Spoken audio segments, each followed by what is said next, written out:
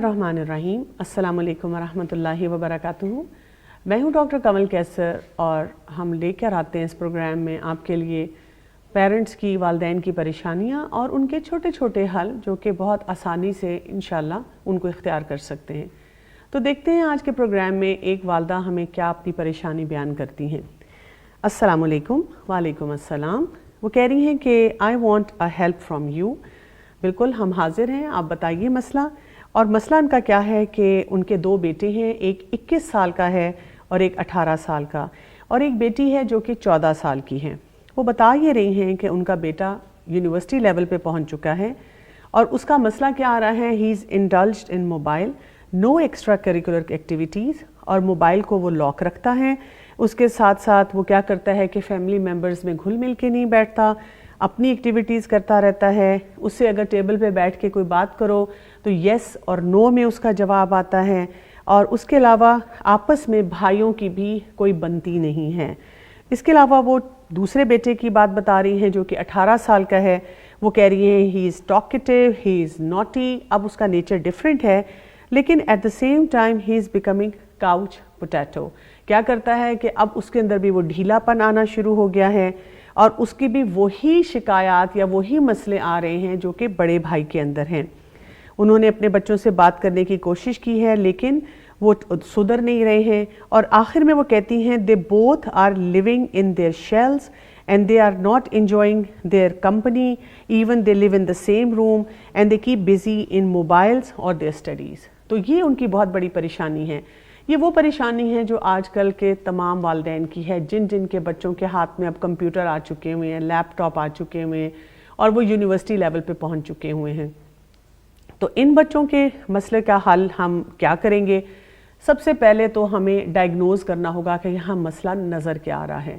دیکھیں جب بچے چھوٹے ہوتے ہیں نا تب تو آپ کسی حد تک ان کی ٹیبز، فون اور اس قسم کی ایکٹیویٹیز پہ نظر رکھ سکتے ہیں، ان کو تھوڑی سی ڈکٹیشن دے سکتے ہیں. لیکن جب بچہ بالغ ہو جاتا ہے، جوان ہو جاتا ہے، اب ٹیب، فون ان کی ضرورت بن جاتی ہے، لیپ ٹاپ ان کو دینا پڑتا ہے. کئی دفعہ گھنٹوں وہ پڑھ رہے ہوتے ہیں، ان کو ریسرچ ورک کرنا ہوتا ہے، ان کو پروجیکٹس تیار کرنے ہوتے ہیں. لیکن اس کے ساتھ ساتھ ہمیں یہ بھی پتہ ہے کہ اس فتنے کے ذریعے وہ آن لائن گیمنگ پر بھی ہیں، وہ سوشل میڈیا کا بھی استعمال کر رہے ہیں جس میں فیس بک بھی ہے، سنیپ چیٹ ہے، انسٹاگرام ہے، اور ہر دن ایک نئی چیز آ جاتی ہے جس کے ساتھ وہ ہکڈ ہو جاتے ہیں. اور پھر اس کے مقابلے میں ہم یہ دیکھتے ہیں کہ ہمارے بچے فیملی کو بالکل اس طرح ٹائم نہیں دے رہے جیسے ان کو دینا چاہیے. یہ بہت سے والدین کا مسئلہ ہے لیکن ہم ایسا محسوس کرتے ہیں کہ ہم بے بس ہو چکے ہیں اور ہمارے بچے جو ہیں اس تھرڈ پیرنٹ کے ساتھ زیادہ سے زیادہ اٹیچ ہو رہے ہیں.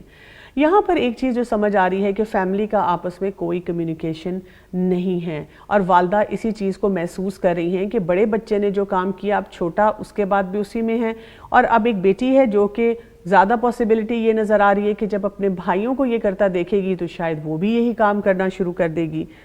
اس میں کئی دفعہ ہمیں یہ دیکھنا ہوتا ہے کہ جب والدین کمیونیکیٹ بھی کرتے ہیں یا بچے کبھی کبھی آ کر والدین کے ساتھ بیٹھتے ہیں تو کیا ہم ججمنٹل تو نہیں ہوتے؟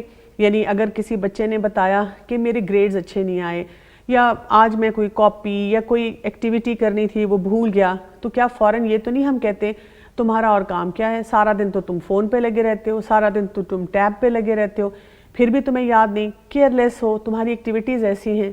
اب بچہ آلریڈی اس سکرینز کے ساتھ اٹیچڈ ہے، آلریڈی اپنے کمرے میں رہنا پسند کر رہا ہے.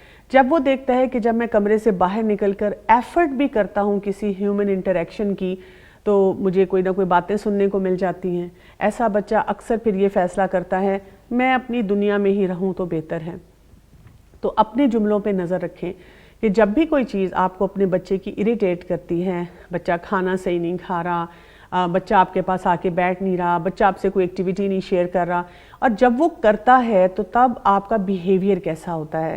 کیا آپ اس کو لیکچر دینا شروع کر دیتے ہیں؟ کیا آپ اس کو نصیحتیں کرنا شروع کر دیتے ہیں؟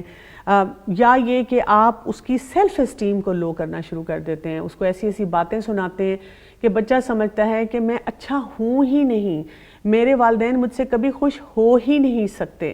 تو ان ساری چیزوں کے اوپر آپ کو بیریئرز لگانے ہوں گے، بہت صبر اور برداشت کے ساتھ یہ کام کرنا ہوگا.